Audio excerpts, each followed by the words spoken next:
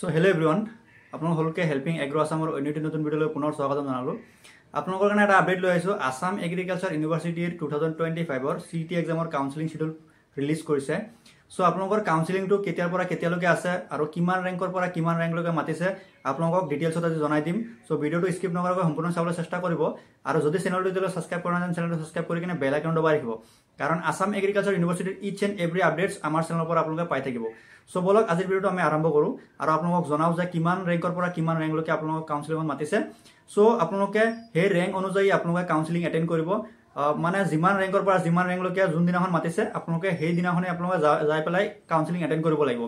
আৰু যদি আপোনালোকে যিমান ডেটত আপোনালোকে মাতে সেইটো ডেটত যদি আপোনালোকে নাযায় পিছৰ ডেটত গ'লে আপোনালোকে সিট নাপায়।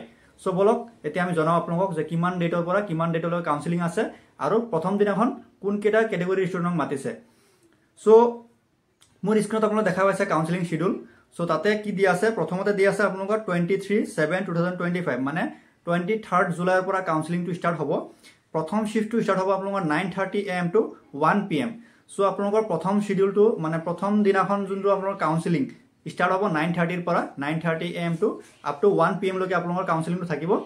সো তাতে আপোনালোকৰ ফাৰ্ষ্ট শিফটত মাতিছে rest of India for horticulture and sericulture with common rank all candidates. So যিমান কেণ্ডিডেট আছে গোটেইকেইটা এটেন্ড কৰিব পাৰিব ৰেষ্ট অফ ইণ্ডিয়া। ঠিক আছে, ৰেষ্ট অফ ইণ্ডিয়াৰ যিমান কেণ্ডিডেট এপ্লাই কৰিছিলে সবে এটেন্ড কৰিব পাৰিব। নেক্সট আছে tea growing states. So tea growing ষ্টেটৰ কাৰণে অল কেণ্ডিডেট এপ্লাই কৰিব মানে কাউন্সেলিং এটেন্ড কৰিব পাৰিব।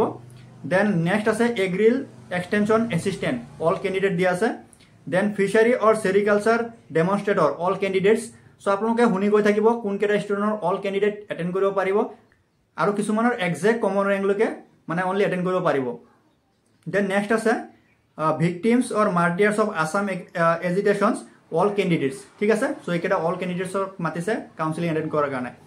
নেক্সট আছে অপেন মেৰিট কেণ্ডিডেটছ। সো এতিয়া আপোনালোকে ভালদৰে ধ্যান দিব। সো কমন ৰেংকৰ 1 to 350 ৰেংক থকা ষ্টুডেণ্টবিলাকে ফাৰ্ষ্ট কাউন্সেলিঙৰ ফাৰ্ষ্ট শিফটত এটেন্ড কৰিব পাৰিব।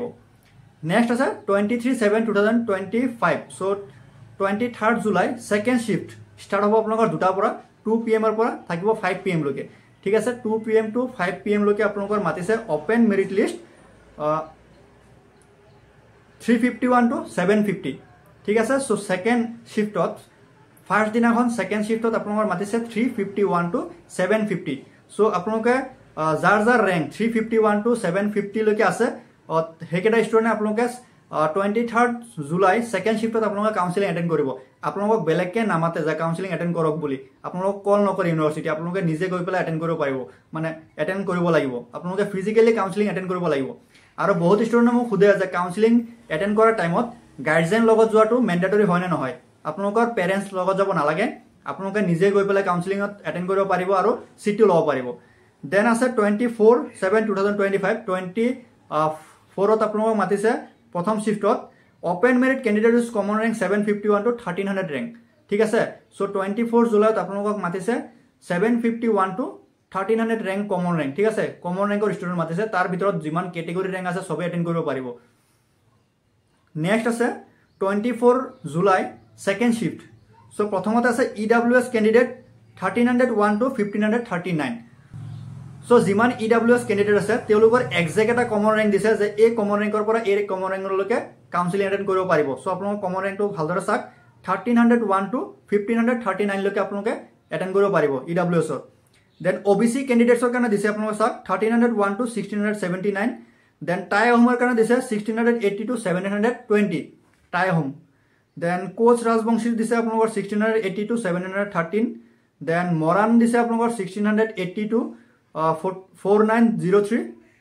চাওক আপোনালোকৰ টাই আহোমৰ যিমানকেইটা ষ্টুডেণ্ট আছিলে যদি আপোনালোকৰ ৰেংক পিছলৈকে আহিছে আপোনালোকে চিট পাব পাৰে। 3900 ৰেংকলৈকে আপোনালোকক মাতিছে। দেন মটাক মাতিছে আপ টু 2500 লৈকে, চুতীয়া মাতিছে আপ টু 2000। ঠিক আছে, 2060 লৈকে মাতিছে।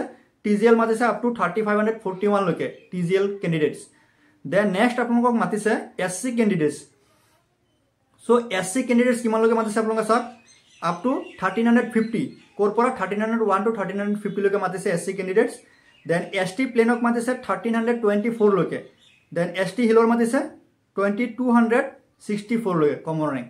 ঠিক আছে, এইটো আছিলে আপোনালোকৰ 24 July second শিফটৰ।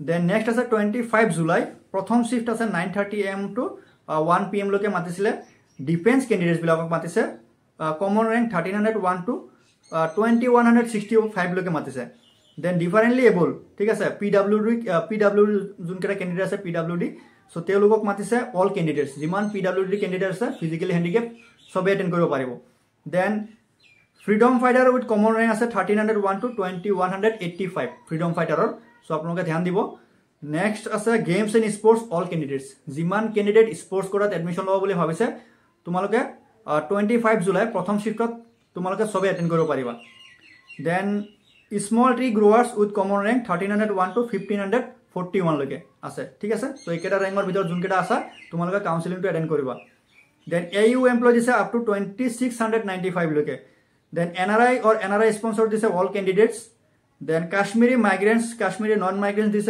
all candidates then PM care of orphan child all candidates ঠিক আছে orphan child সৰ কাৰণে all candidates মানে কাউন্সেলিং এটেন্ড কৰিব পাৰিব বহুতে মোক খুদিছিলে যে orphan child ৰ কাৰণে এক্সট্ৰা কে কিবা ক্যাটেগৰি আছে না নাই সো মই চেক কৰা নাছিলো যেহেতু সো এটা তোমালোকৰ কাউন্সেলিংত এক্সট্ৰা কে মাতিছে যিমান orphan child ষ্টুডেন্ট আছে সবে কাউন্সেলিং এটেন্ড কৰিব পাৰিবা Then 25 July second shift আপোনালোকক মাতিছে higher fee candidates. So 25 July second shift দিছে only HFC student কাৰণে. So যিমান HFC student আছে সবে 25 July কাউন্সেলিং এটেন্ড কৰিব পাৰিব. So এটা কি দিছে higher fee candidates exclusively for agriculture mean for all northeastern state other than Assam মানে northeastern যিমান student আছে সবে all candidates এটেন্ড কৰিব পাৰিব. For example কিছুমান অৰুণাচলৰ student আছে.